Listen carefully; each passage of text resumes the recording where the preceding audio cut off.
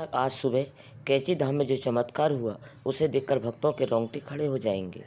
क्या आपने कभी सोचा है कि दुनिया की सबसे बड़ी कंपनियां जैसे एप्पल के फाउंडर स्टीव जॉब्स और फेसबुक के मार्क जुकरबर्ग को उत्तराखंड के उन शांत वादियों में ऐसा क्या दिखा जिसने पूरी दुनिया का इतिहास बदल दिया। तो दोस्तों, आज मैं आपको कैची धाम की एक ऐसी घटना बताने जा रही हूँ जो विज्ञान के हर नियम को चुनौती देती है। एक ऐसी घटना जिसे सुनकर शायद आपके रोंगटे खड़े हो जाए। यह घटना एक ऐसे चमत्कार की जिसने दिल्ली के एक नास्तिक डॉक्टर को भगवान के चरणों में झुकने पर मजबूर कर दिया। आखिर क्या राज है कैची धाम का? क्यों वहाँ मांगी हर मुराद पूरी होती है? और क्या सच में हनुमानों रात के अंधेरे में साक्षात हनुमान जी के दर्शन होते हैं? भक्तों, आधा अधूरा ज्ञान सुनना या छोड़ देना दुख और पाप का कारण बनता है, इसलिए इस घटना को अंत तक अवश्य देखें। अगर आप भी हनुमान जी के सच्चे भक्त हो तो इस वीडियो को लाइक करके चैनल को सब्सक्राइब जरूर करें और कमेंट में जय श्री राम, जय हनुमान, जय लिखें। तो चलिए बिना किसी विलंब से शुरू करते हैं यह घटना। डॉक्टर वेदांत की दिल्ली एक मशहूर न्यूरोसर्जन जो सिर्फ विज्ञान तक और अपनी स्क्रेप सर्जरी के चाकू पर विश्वास करते हैं। भगवान, चमत्कार और पूजा पाठ उनके लिए सिर्फ मन की तसल्ली देने वाले शब्द थे। लेकिन कहते हैं ना, जब इंसान का घमंड चरम पर होता है तो नियति उसे हैसियत याद दिलाती है। वेदांत की 7 साल की बेटी त्रिशा अचानक एक रहस्यमयी बीमारी की शिकार हो गई। उसके दिमाग की नसें धीरे धीरे सूख रही थी तथा कोमा में चली गई। दुनिया भर के बड़े से बड़े डॉक्टरों ने हाथ खड़े कर दिए। अमेरिका से लेकर लंदन तक की रिपोर्ट्स को एक ही निष्कर्ष था, अब कोई उम्मीद नहीं है। मेडिकल साइंस के पास इसका कोई इलाज नहीं है। वेदांत टूट चुका था, जो हाथ हर रोज़ लोगों की मौत के मुंह से खींचा लाते थे, आज अपनी ही बेटी के सामने कांप रहे थे। तभी वेदांत की बूढ़ी माँ ने रोते हुए कहा, बेटा, जब दवा काम ना करे तो दुआ काम आती है।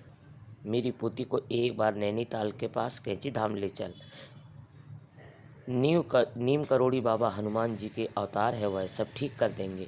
वेदांत को गुस्सा आया, लेकिन एक मरते हुए पिता के पास खोने के लिए क्या था, और हार मानकर एम्बुलेंस की व्यवस्था की और कैची धाम की ओर निकल पड़ा। नैनीताल की पहाड़ियों को चीरते हुए एम्बुलेंस भवाली के पास पहुंची।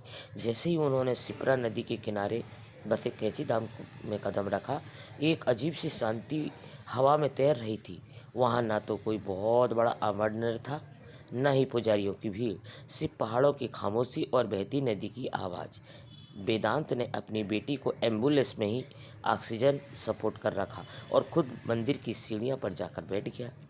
उसकी आंखों से आंसू बह रहे थे और मन ही मन बड़बड़ा रहा था, अगर तुम सच में हो, अगर तुम में कोई शक्ति है तो मेरी बेटी को वापस कर दो। मैं अपनी सारी दौलत, अपना सारा ज्ञान तुम्हारे चरणों में रख दूंगा। रात के 2 बज चुके थे। अचानक मौसम बिगड़ा, पहाड़ों पर भयानक आंधी चलने लगी। बिजली कड़कने की आवाज़ से पूरा जंगल गूंज रहा था। वेदांत एम्बुलेंस के पास खड़ा था, तभी अचानक एम्बुलेंस का जनरेटर बंद हो गया। ऑक्सीजन का फ्लो रुकने लगा। मॉनिटर पर त्रिशा की हार्ट बीट तेज हो गई और गिरने लगी।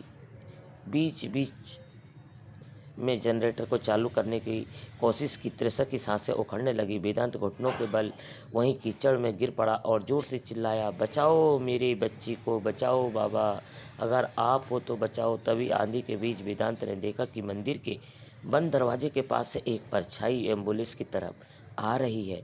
वहाँ एक विशालकाय इंसान था। उसकी कद काठी किसी सामान्य इंसान जैसी नहीं थी। उसने एक साधारण सा भूरा कंबल ओढ़ा हुआ था। वेदांत डर के मारे पीछे हट गया। उस विशालकाय आकृति ने एम्बुलेंस का दरवाज़ा खोला। अंदर अंधेरा था, लेकिन उस व्यक्ति के शरीर से एक अजीब सी सुनहरी रोशनी निकल रही थी, जिससे पूरी एम्बुलेंस जगमगा उठी। वेदांत की आंखें फटी की फटी रह गई। उस कंबल वाले साधु ने अपना हाथ त्रिशा के माथे पर रखा। वेदांत को लगा जैसे समय रुक गया हो।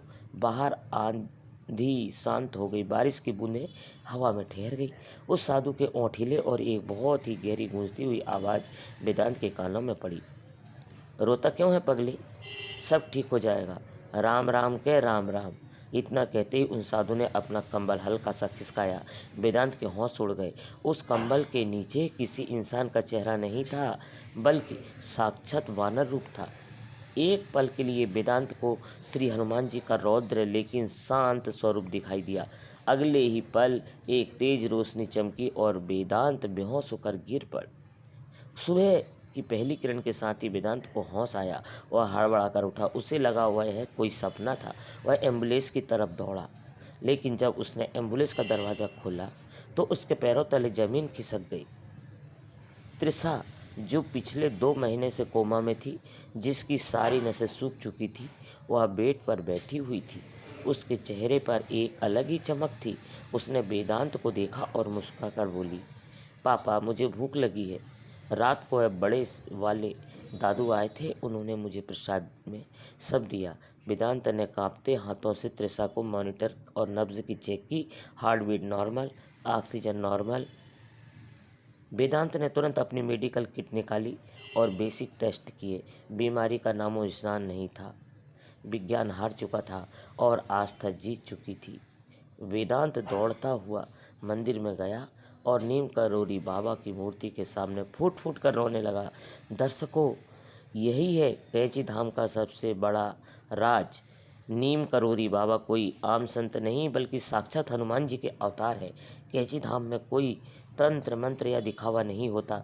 यहाँ मनोकामना पूरी होने का सिर्फ एक ही राज है, पूर्ण समर्पण। जब इंसान अपने सारे अहंकार, अपनी सारी डिग्रियां और अपनी सारी दौलत का घमंड छोड़कर एक असहाय बच्चे की तरह बाबा के चरणों में गिरता है, तब बाबा खुद उनका हाथ पकड़ने आते हैं। और आज जो सच्चे मन से रात के अंधेरे में वहाँ की हवाओं में महसूस करता है, उसे हनुमान जी की उपस्थिति का साक्षात अनुभव होता है।